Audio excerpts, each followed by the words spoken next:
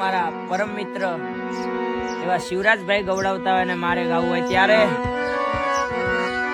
કુદરત તે અમને અળગા કર્યા છે, આજન મારે અમને જુદા રે કર્યા છે. અરે કુદરત તે અમને અળગા કર્યા છે, આજન મારે અમને જુદા રે કર્યા છે. તારી પાસે કુદરત ક્યાં મેં જન્નત માગી, મારી કિસ્મત માં કેમ તે કલમ રોકી.